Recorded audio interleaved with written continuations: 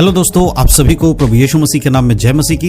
दोस्तों, क्या आप जानते हैं 5 ऐसे वचनों के बारे में जो हर व्यक्ति को प्रार्थना करने से पहले पढ़ना चाहिए, या फिर इन 5 वचनों के बारे में आपको पता होना चाहिए बाइबल से। अगर आप इन 5 वचनों के बारे में जानते हैं या फिर आप जान जाएंगे तो उसके बाद जब आप प्रार्थना करेंगे तो आपकी प्रार्थना का उत्तर आपको मिलना शुरू हो जाएगा।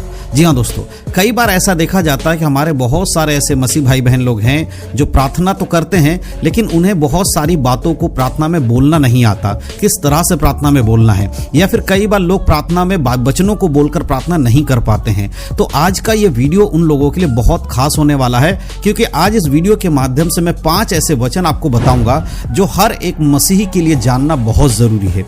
इन वचनों को अपने मन में बिठा लेना, याद कर लेना, और जब भी आप प्रार्थना करने बैठो इन वचनों को बोलकर प्रार्थना करना। तब आप देखेंगे कि आपके प्रार्थना का जो तरीका है वो बदल जाएगा, क्योंकि ये वचन आपको प्रार्थना करने में मदद करने वाली है। तो बहुत ही ध्यान से आज के वीडियो को शुरू से आखिरी तक देखना है। एक एक करके सारे वचनों को मैं आपको बताने वाला हूं। तो सबसे पहली चीज जो मैं आपको बताना चाहता हूं कि एक विश्वासी के लिए प्रार्थना करना बहुत जरूरी है। जब भी आप सुबह सोकर उठते हैं, आप थोड़ी देर ही सही, बहुत देर तक नहीं, घंटों घंटों नहीं करना है, कम से कम थोड़ी देर जब सो के उठते हैं आप परमेश्वर को धन्यवाद दें, प्रभु यीशु मसीह को धन्यवाद दें और प्रार्थना करके दिन की शुरुआत करें। और जब आप दिन की शुरुआत प्रार्थना के साथ करते हैं तो आपके लिए वो दिन प्रभु के अनुग्रह में बढ़ने में मदद करने वाला दिन बन जाता है। तो आज सबसे पहले जो मैं वचन आपको देना चाहता हूं, जो प्रार्थना से पहले आपको पढ़ के प्रार्थना करना है, वो वचन है पहला वचन पहले पत्रस की किताब उसका 5 अध्याय और वचन 7। यहां पर इस प्रकार से लिखा है, और अपनी सारी चिंता उसी पर डाल दो क्योंकि उसको तुम्हारा ध्यान है। यहां परमेश्वर का दास जो है पतरस कहता है कि अपनी सारी चिंताओं को उसी पर डाल दो, उसको तुम्हारा ध्यान है। जब आप इस वचन को पढ़ते हैं तो आपको पता चलता है कि जो भी आपके मन में चिंताएं थी, आप रात को सोए होंगे, बहुत सारी बातों को लेकर आप चिंता में रहे होंगे कि आज मैं क्या करूंगा, कैसे होगा, मेरे नौकरी का होगा, कोई भी विषय होगा आपके जीवन में जिससे आप परेशान हो गए हो। तो यह वचन आपको याद दिलाता है कि अपनी चिंताओं को परमेश्वर के ऊपर डालना है। जो व्यक्ति परमेश्वर पर विश्वास रखता है उसको ऊपर अपनी चिंताओं को डाल देता है, परमेश्वर उसका ध्यान करता है। तो जो भी प्रार्थना में मांगते हैं प्रभु से कहें, परमेश्वर मेरी सारी चिंताओं को मैं आपके हाथों में समर्पण करता हूं। इस वचन के अनुसार प्रभु आप मुझे मेरी चिंताओं से मुक्त करना। तो सबसे पहला वचन जो हर एक विश्वासी को पता होना चाहिए, और ये बातें प्रार्थना में बोलने के लिए आपको आना भी चाहिए कि इस वचन के द्वारा मैं प्रार्थना कर रहा हूं। तो इस बात को आपको ध्यान रखना है। अब हम दूसरे वचन की बात करेंगे जो आपको प्रार्थना करते समय बोलना जरूरी है, या फिर आप उसको मन में रख के भी प्रार्थना कर सकते हैं कि हाँ, इस वचन के अनुसार ऐसा लिखा है। वो वचन है यशायाह नबी की किताब उसका 41 अध्याय उसका 10 वचन 10 आयत। अगर आप यहां पढ़ेंगे तो लिखा है, मत डर क्योंकि मैं तेरे साथ हूं, चिंता ना कर क्योंकि मैं तेरा परमेश्वर हूं, मैं तुझे दृढ़ करूंगा, हाँ मैं तेरी सहायता करूंगा और मैं अपनी धर्मी दाहिने हाथ से तुझे संभालूंगा। परमेश्वर का यह वचन कहता है कि तुम्हें डरने की जरूरत नहीं है, चिंता करने की जरूरत नहीं है, क्योंकि मैं तेरे साथ हूं। जब आप इस वचन को पढ़ते हैं और प्रार्थना करते हैं और आपके जीवन में अगर किसी भी प्रकार से कोई परेशानी है, किसी प्रकार से आप डर रहे हैं, तो यह वचन आपको भरोसा देता है कि परमेश्वर आपके साथ है, आपको डरने की जरूरत नहीं है। साथ ही साथ चिंता करने की आवश्यकता नहीं है, क्योंकि परमेश्वर आपकी ओर ध्यान करता है। और परमेश्वर कह रहा है, मैं तेरा परमेश्वर हूं। तो जो भी विश्वासी प्रार्थना में इस वचन को पढ़ता है, इस वचन के अनुसार अपने आप को ढांढस देता है,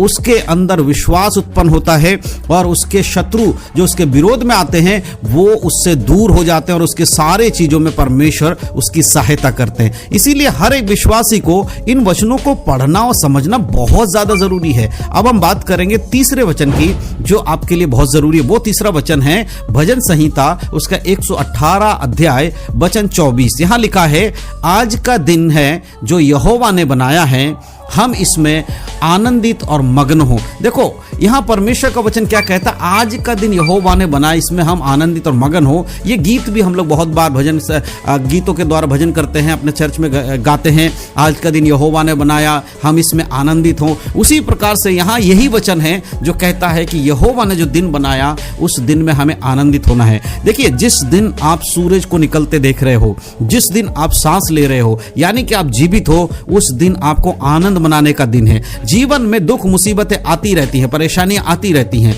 लेकिन जो यीशु मसीह पर विश्वास करता है, जो परमेश्वर पर विश्वास करता है, उसके लिए वचन क्या कह रहा है? तुम आनंदित रहो क्योंकि तुम्हारा परमेश्वर तुम्हारे साथ है। तो जब भी आप सुबह सोकर उठते हैं, आनंद के संग उठिए। चाहे परेशानी कुछ भी, अंदर से आपको घबराहट हो रही होगी, आपको लग रहा होगा कैसे आज का दिन कटेगा, लेकिन फिर भी आपके हृदय में यह होना चाहिए, प्रभु मेरा सहायक है, मुझे किसी बात की घटी नहीं होगी, मैं आनंद करते उठूंगा। तो इस प्रकार से प्रार्थना में जब आप इस वचन को पढ़ते हैं तो ये आपको सामर्थ्य देता, आनंद करने में मदद करती है। अब हम चौथे वचन को देखेंगे, और चौथा वचन जो है वो भी है भजन संहिता 143 अध्याय, उसका वचन 8। ठीक है, इसको हम 143 अध्याय, यहां पर इस प्रकार से लिखा है, अपनी करुणा की बात मुझे शीघ्र सुना, क्योंकि मैंने तुझी पर भरोसा रखा है।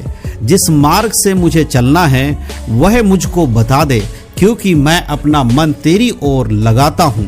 यहां पर परमेश्वर का वचन कहता है कि जो अपनी करुणा है उसकी बातें जो है मुझे सुना, और मैंने अपने मन को क्या है तेरी ओर लगाया, और सही मार्ग पे मुझे चलने के लिए मदद कर। इस प्रकार से जब आप इस वचन को पढ़ते हैं, क्योंकि मेरा मन तेरी ओर लगता है, जब आप प्रभु को पुकारते, परमेश्वर से कहते हैं प्रभु मेरा मन आपकी ओर है परमेश्वर, और मैं आपके वचनों के अनुसार चलना चाहता हूं, मैं आपके हिसाब से चलना चाहता हूं, तब परमेश्वर आपकी सहायता करते हैं। मेरे प्रियो, कई बार जो लोग हैं वो परमेश्वर पर भरोसा नहीं रख पाते हैं या परमेश्वर के संग चल नहीं पाते हैं, इस वजह से शैतान उनके जीवन में परेशानियों को लेकर आता है। लेकिन अगर आप इन वचनों को पढ़ेंगे, इसके अनुसार चलेंगे, तो आप देखेंगे कि परमेश्वर का जो सामर्थ्य है वो आपके जीवन में कार्य करेगा। इसीलिए इन वचनों को जरूर आप अपने सुबह जब सोकर उठते हैं, प्रार्थना करते हैं, इन वचनों को पढ़ के प्रार्थना जरूर करें। अब हम अंतिम वचन की ओर जाएंगे जो प्रार्थना से पहले हर एक विश्वासी को जानना चाहिए। वो अंतिम वचन है भजन संहिता उसका 119 अध्याय, उसका 116 आयत। यहां पर इस प्रकार से लिखा है, हे यहोवा अपने वचन के अनुसार मुझे संभाल, कि मैं जीवित रहूं और मेरी आशा को ना तोड़।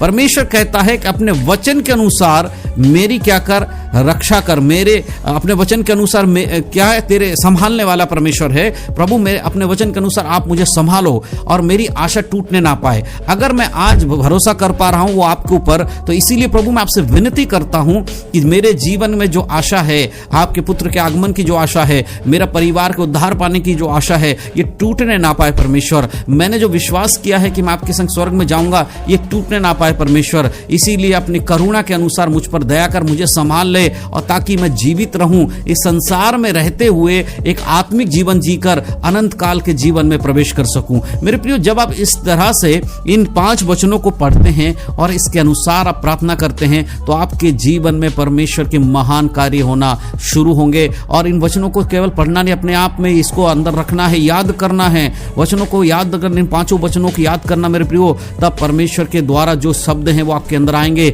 और आप अच्छे से प्रार्थना कर पाओगे। तो जिन लोगों को प्रार्थना करने समय वचन बोलना या वचन पढ़ना नहीं आता, वो इन वचनों को याद करें और प्रार्थना करते समय आप इन वचनों को जरूर बोले, तो आप देखेंगे आपकी प्रार्थनाओं का असर आपके जीवन में होने लगेगा। तो मैं विश्वास करता हूं कि आज के इस वीडियो के माध्यम से बाइबल आधारित जो 5 वचन मैंने आपको बताया आपको समझ में आया है। अगर वीडियो अच्छा लगा हो तो अपने मसीह भाई ने शेयर जरूर करिएगा। हमारे चैनल पर पहली बार है तो चैनल सब्सक्राइब करना बिल्कुल मत भूलिएगा। प्रभु यीशु मसीह के नाम में सभी को जय मसीह की। God bless you. आशीषित रहे, प्रभु में बढ़े, उद्धार में बने रहे। यीशु के नाम में जय मसीह की।